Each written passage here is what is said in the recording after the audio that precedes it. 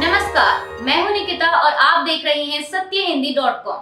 चलिए एक नजर डालते हैं अब तक की सुर्खियों पर। केंद्रीय गृह मंत्री अमित शाह ने शुक्रवार को कहा कि अगर विपक्ष वार्ता के लिए आगे आए तो संसद में जारी मौजूदा गतिरोध को दूर किया जा सकता है। उन्होंने कहा कि अगर विपक्ष 2 कदम आगे बढ़ाए तो सरकार उससे भी 2 कदम आगे बढ़ाएगी। शाह ने इंडिया टुडे कॉन्क्लेव कार्यक्रम में कहा कि ऐसे कई मुद्दे हैं जो राजनीति से ऊपर हैं और यहां तक कि पूर्व प्रधानमंत्री इंदिरा गांधी ने भी विदेशी धरती पर घरेलू राजनीति पर चर्चा करने से इनकार कर दिया था। अमित शाह ने कहा कि दोनों पक्ष लोकसभा अध्यक्ष के साथ बैठें, उन्हें 2 कदम आगे आना चाहिए और हम उससे भी 2 कदम आगे बढ़ाएंगे, तब संसद चलेगी। लेकिन आप केवल संवाददाता सम्मेलन कीजिए और कुछ न कीजिए, ऐसा नहीं चलता। केंद्रीय गृह मंत्री ने आगे कहा कि संसद केवल सत्ता पक्ष या केवल विपक्ष से नहीं चलती, दोनों को एक दूसरे से बात करनी ही होती है। उन्होंने कहा, हमारी पहल के बावजूद विपक्ष की ओर से बातचीत का प्रस्ताव नहीं आया। हम किससे बात करें? वे मीडिया से बातचीत कर रहे हैं, वे नारेबाजी कर रहे हैं कि संसद में बोलने की आज़ादी होनी चाहिए। संसद में बोलने की पूरी आज़ादी है, आपको बात करने से कोई नहीं रोक रहा। शाह ने हालांकि कहा कि सभी को नियमों का पालन करना चाहिए, उन्मुक्त नहीं होना चाहिए तथा प्रत्येक को नियमावली पढ़नी चाहिए और उन्हें समझना चाहिए। केंद्र की 3 मुख्य विपक्षी पार्टियों ने बीजेपी और कांग्रेस से दूरी बनाने का फैसला लिया है। कोलकाता में तृणमूल कांग्रेस अध्यक्ष ममता बनर्जी से समाजवादी पार्टी के प्रमुख अखिलेश यादव की मुलाकात के बाद ये फैसला लिया गया। पश्चिम बंगाल की मुख्यमंत्री ममता बनर्जी अगले हफ्ते ओडिशा के मुख्यमंत्री नवीन पटनायक से भी मुलाकात करेंगी, जो कि बीजू जनता दल के प्रमुख हैं। दरअसल हाल ही में लंदन में दिए गए एक भाषण को लेकर बीजेपी राहुल गांधी से माफी मांगने की मांग कर रही है। वहीं इस सारे मामले को लेकर तृणमूल कांग्रेस के सांसद सुदीप बंदोपाध्याय ने एनडीटीवी से बातचीत के दौरान कहा कि राहुल गांधी ने विदेशों में टिप्पणियां की और जब तक वह माफी नहीं मांगते तब तक बीजेपी संसद को चलने नहीं देगी। इसका मतलब है कि वे कांग्रेस का इस्तेमाल करके संसद नहीं चलाना चाहते।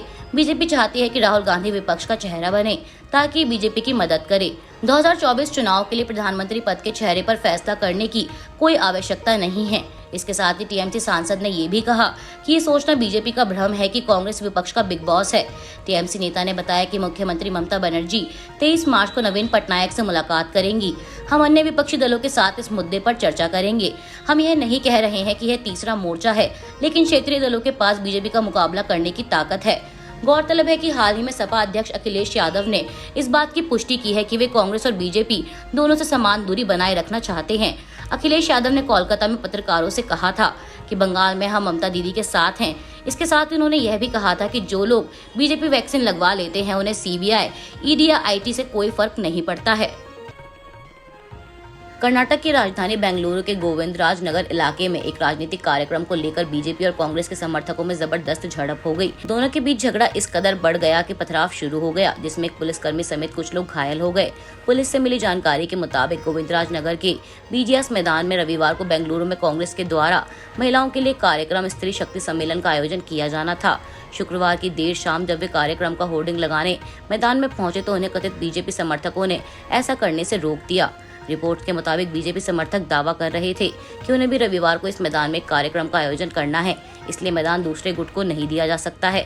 हालांकि कांग्रेस समर्थकों का कहना है कि इस कार्यक्रम के लिए उन्होंने प्रशासनिक अनुमति ले रखी थी। दोनों गुटों में इस बात को लेकर विवाद शुरू हुआ और बात लड़ाई झगड़े तक पहुंच गई। मैदान के अंदर मौजूद लोगों ने बाहर खड़े लोगों पर अचानक पत्थरबाजी शुरू कर दी, जिसका बाहर खड़े लोगों ने भी जवाब दिया और मैदान का गेट खोलकर अंदर घुस गए।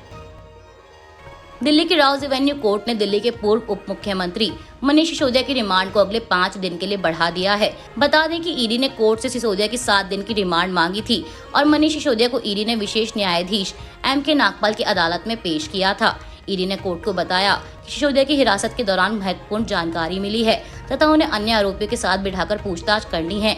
इसके अलावा मनीष सिसोदिया के ईमेल में मिले डेटा और उनके मोबाइल फोन का फॉरेंसिक विश्लेषण भी किया जा रहा है। वहीं सिसोदिया के वकील ने उनकी रिमांड अवधि बढ़ाने के ईडी के अनुरोध का विरोध करते हुए कहा कि तथाकथित अपराध से अर्जित आय पर जांच एजेंसी कुछ नहीं बोल रही है, जबकि मामले का केंद्र में यही है। उन्होंने यह भी कहा कि हिरासत की अवधि बढ़ाए जाने का कोई तुक नहीं है और सिसोदिया की पहले की 7 दिन की हिरासत के दौरान उनका सामना केवल 4 लोगों से कराया गया था। कांग्रेस पार्टी ने शुक्रवार को बीजेपी पर आरोप लगाते हुए कहा कि संसद में ऑडियो को म्यूट कर दिया गया था ताकि सरकार के खिलाफ उठने वाली आवाज को खामोश किया जा सके। कांग्रेस ने ट्विटर पर एक क्लिप भी शेयर किया जिसमें लोकसभा में ऑडियो बंद लग रहा है, जबकि सदन की कार्यवाही शुरू होने के कुछ ही देर बाद उसी वक्त विपक्षी दल भी विरोध करते नजर आ रहे हैं। वीडियो क्लिप में देखा जा सकता है कि कि विपक्ष के सांसद लोकसभा स्पीकर ओम बिरला के आसन के पास पहुंचकर विरोध प्रदर्शन कर रहे हैं और सत्ता पक्ष के लगभग सभी सदस्य अपने स्थानों पर उठ खड़े हुए हैं और लगभग 20 मिनट तक सदन में किसी प्रकार का ऑडियो सुनाई नहीं दिया। ऑडियो तभी लौटा जब स्पीकर ने बोलना शुरू किया। पहले वे सांसदों से शोर मचाना बंद करने के लिए कहते रहे, फिर उन्होंने सदन को दिन भर के लिए स्थगित कर दिया।